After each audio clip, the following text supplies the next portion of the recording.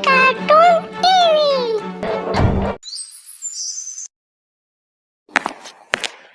माँ, तुम रो क्यों रही हो? बेटा, तेरे नाना जी की तबीयत बहुत खराब है, हमें जल्दी से गांव जाना होगा। पर माँ, नाना जी को क्या हुआ? ललिता की बात सुनकर छोटा रौनक भी उदास हो गया। ये कहानी है ललिता और उसके 6 साल के बेटे रौनक की। ललिता के पति मुकेश की बहुत पहले ही मौत हो गई थी। मुकेश के जाने के बाद रौनक की जिम्मेदारी ललिता पर ही थी। वो मेहनत मजदूरी करके रौनक और अपना पेट पाल रही थी।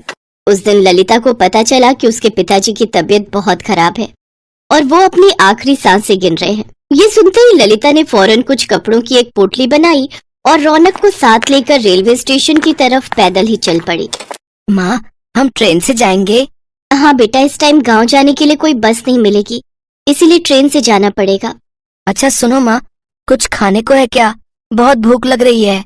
ललिता के घर से रेलवे स्टेशन की दूरी बहुत ज्यादा थी और पैदल चलते चलते रौनक को बहुत तेज भूख लग गई थी। ललिता ने अपनी पोटली खोली तो उसमें 2 सूखी रोटी रखी थी और साथ में एक प्याज था। सूखी रोटी देखकर रौनक का मुंह बन गया, लेकिन वो भी जानता था कि उसकी माँ ललिता और वो बहुत तेजी में स्टेशन के लिए निकले थे। रौनक ने चुपचाप रोटी और प्याज खाया और ललिता की गोद में ही सो गया। फिर थोड़ी देर बाद, उठ रौनक, देख ट्रेन आ गई, चल बेटा जल्दी उठ जा। अरे वाह, कितने दिन बाद आज हम ट्रेन में जाएंगे। रौनक को ट्रेन में बैठने की खुशी थी, लेकिन ललिता के आंसू थम नहीं रहे थे। उसे तो अपने पिता की चिंता सता रही थी। पूरे सफर के दौरान रौनक बस खिड़की के पास बैठकर बाहर की चीजों को निहारता रहा। वहीं ललिता बस सीट पर पीछे सिर टिकाए बैठी रही और अपने पिता की सलामती की दुआ करती रही। लेकिन ऊपर वाले को तो कुछ और ही मंजूर था। ललिता के पिता की मौत हो चुकी थी। उस दिन ललिता बहुत रोई। पिता का अंतिम संस्कार कर ललिता रौनक को लेकर वहाँ से चली आई। पिता के गम में वो ये बात भूल ही गई थी कि उसके साथ छोटा बच्चा भी है और रास्ते में। माँ, भूख लगी है। रौनक की बात सुनकर ललिता को होश आया। उसके पास रौनक को देने के लिए कुछ नहीं था। तभी वहाँ से एक आदमी गुजरा जो चिप्स और केक बेच रहा था। भैया, चिप्स हैं क्या? नहीं, चिप्स तो नहीं है, लेकिन बस ये एक केक बचा है। अच्छा, कितने का है? छोटे वाले तो सारे बिक गए, बस ये 60 वाला है, बताइए दे दूं? ललिता ने अपनी साड़ी के पल्लू में लगी गांठ खोली तो उसमें कुल मिलाकर बस 40 रुपए ही थे, जिन्हें देखकर वो केक वाला खुद ही वहाँ से चला गया। रौनक भी समझ गया कि केक लेने के लिए उसकी माँ के पास पैसे नहीं है और खिड़की की तरफ देखने लगा। रौनक बहुत ही समझदार था। उसने अपनी माँ से फिर कोई जिद नहीं की। कई घंटों के सफर के बाद ललिता और रौनक अपने स्टेशन पहुंच गए। वहां पहुंचते ही रौनक रोने लगा। ललिता समझ गई कि अब रौनक से भूख बर्दाश्त नहीं हो रही है। तभी वहां एक दुकान से आवाज आई, पूरी सब्जी खा ले, यही है, 20 रुपए में ही है।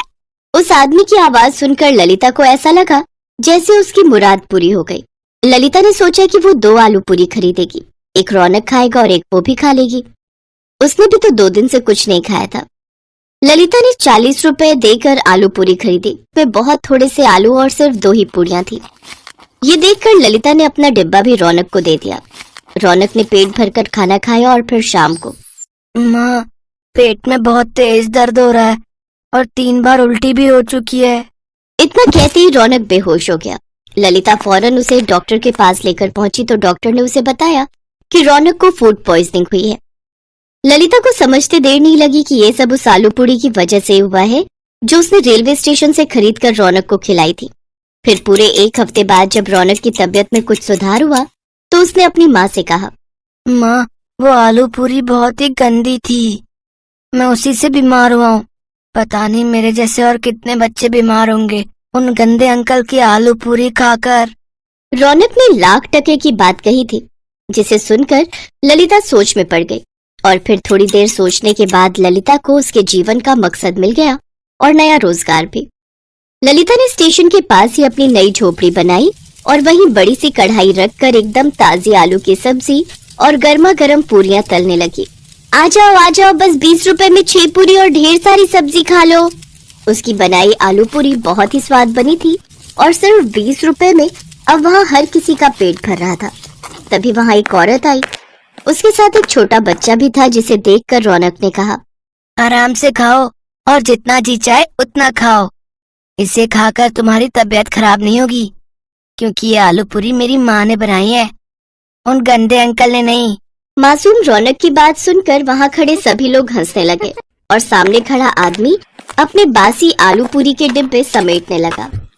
नमस्ते दोस्तों, हमारे वीडियो में आपका स्वागत है। तुम सब कैसे हो? आशा है कि तुम सभी मस्त हो। ये कहानी सच में बहुत मजेदार है। यदि ये कहानी तुम्हें अच्छी लगी तो कमेंट में जरूर बताना, और ऐसी ही मजेदार कहानियाँ देखने के लिए हमारे चैनल को सब्सक्राइब करना न भूलें।